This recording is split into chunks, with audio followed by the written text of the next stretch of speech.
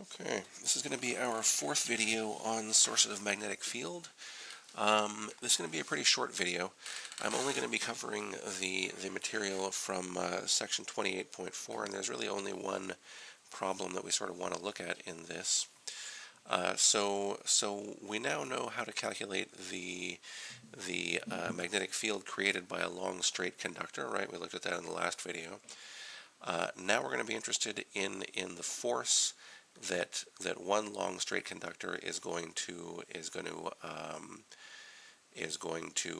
produce on another long straight conductor close to it. Okay, so we kind of have it drawn in these two drawings here, and the right hand rule is going to give us, well, sort of two copies of the right hand rule are going to give us the direction of this force, right? So let's say we were interested in the force on this top wire due to this bottom wire, right? So we would look at the magnetic field produced by the bottom wire. We could use the right hand rule for that. We simply place our thumb in the direction of the current and our fingers curl in the direction of our magnetic field produced, right? So that gives us this magnetic field. Then we use the right hand rule again. We can see that the magnetic field where the upper wire is running is kind of pointing in this direction, and we know the current is running in this direction. So if we line the fingers of our right hand up with a current and then curl our fingers in the direction of the magnetic field, we can see that our thumb has to point sort of downward or in the direction of these red arrows, right? And this is the force experienced by the upper wire due to the bottom wire, or due to the magnetic field created by the bottom wire. We can see it again over here with a number more sort of magnetic field lines drawn in here, right? And so using the right hand rule, we can get all these directions, but we also want to get the magnitude, right? And we can very quickly get the magnitude from these few equations that we have here. We have our expression for the magnitude of the magnetic field due to a long straight wire. Then we have our expression from a couple of sections ago, where we look at the force on a current carrying wire in a magnetic field, and the current carrying wire is of length L, right? And now we're interested in finding what the force per unit length on this one long conductor is due to another, right? And so we can combine the two of these together to get this expression, and then if we divide both sides by L, we'll get force per unit length, and that's what we see here. This expression gives us the force per unit length between two long straight parallel current carrying conductors, right? And so there would be sort of force on either one, right? So there would be a downward force. Well, in this case, there would be a downward force on this top conductor from the bottom one. And if we did the same sort of analysis, we would find that there's a force on the bottom one from the top one.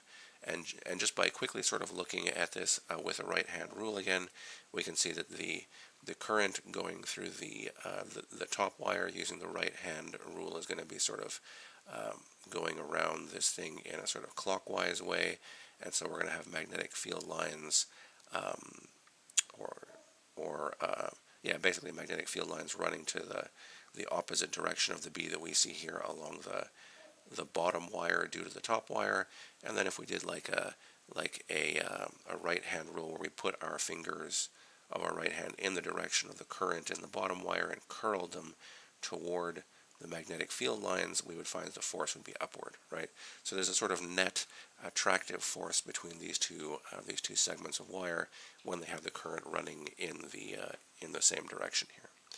Okay, so that's basically all the new physics that we want to introduce here. It's just combining a couple of our old results to get a new result. We can do a quick example with this and wrap up this very short video here. So this is example 28.5. This is forces between parallel wires. We have two straight parallel superconducting wires 4.5 millimeters apart. they carry equal current of 15,000 amps, so quite a lot of current running through these wires, but they're running in opposite directions. We can see our drawing here shows us 15,000 amps going left and 15,000 amps going right. What's the force per unit length that each wire exerts on the other wire, right? So I mean, right away we can just apply the right-hand rule, and where above we had both currents going in the same direction, we ended up with a net attractive force between the two of them. We're going to see here that we have a net repulsive force, right? So let's just apply the right-hand rule, let's say, to the top wire as far as getting its magnetic field. If we place our thumb in the direction of the current, we can see that we're going to have magnetic field lines that go like this, right? Kind of wrapping around the wire like this. And because of that, we're going to end up with magnetic field lines that kind of point out of the page like this. And it's kind of hard to see this in the sort of perspective that I'm drawing here. So try to sort of imagine that we have magnetic field lines in that direction. But now, if we put the fingers of our right hand in the direction of this current, and we curl them in the direction of the magnetic field here, we're going to see that we end up with a force that's downward, right? So we have some downward force on our bottom wire due to the magnetic field generated by the top wire. And I'm just going to pause the video for a quick second to check what that noise is, and I'll be right back. Right. Okay. I'm back, and we have our so before I left here, we had figured out the direction that this force is going to be in. Now we need to know what the magnitude is going to be, right? So we can use the expression that we have above here. I'm going to write it out here. So we have F over L, so our force per unit length is going to be equal to mu naught times the current in our wire that's producing the magnetic field times the current in the wire that's experiencing the force over 2 pi r. Okay? And so let me just rewrite this one time to kind of make this a little easier to work with. I'm going to rewrite it like this. Right? Okay.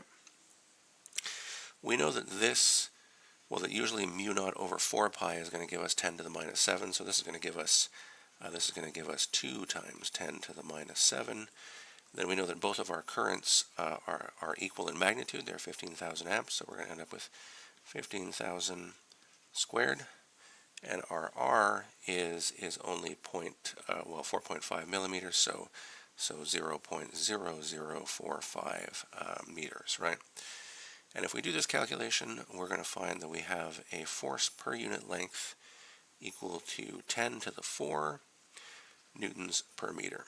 Okay, so that's our force per unit length. That's actually quite a large force per unit length, right?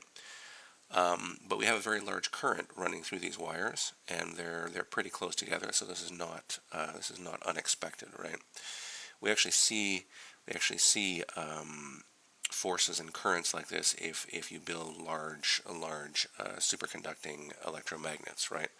And so one of the things you really have to worry about when you're building these large superconducting electromagnets is, can the materials you're building this out of withstand the forces that they're going to be experiencing here? This is about a ton per meter. So anyway, this was just a quick example of one result we can pull out of our previous work, and so I figured I would just package it up and make a quick video on this, and in the next one we'll be looking at the next section. So I'll see you guys in that one.